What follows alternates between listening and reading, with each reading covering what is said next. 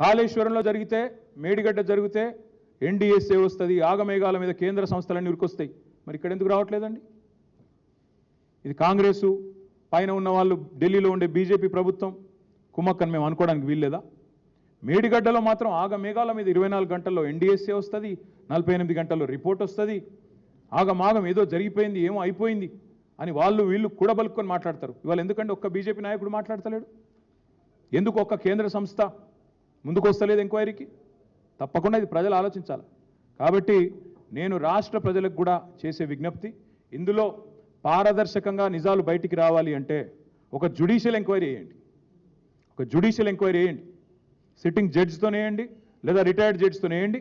ఎవరి తప్పేందో అప్పటిదాకా ఆ సంస్థను బ్లాక్ లిస్ట్లో పెట్టండి. ఏ సంస్థ అయితే నిర్మాణ పనులు చేస్తుందో మీకు చిత్తశుద్ధి ఉంటే ఉప ముఖ్యమంత్రి గారు ఈరోజు సంఘటనా స్థలంలోనే ప్రకటించాలని నేను డిమాండ్ చేస్తా ఉన్నా. బాధ్యులను సస్పెండ్ చేయండి.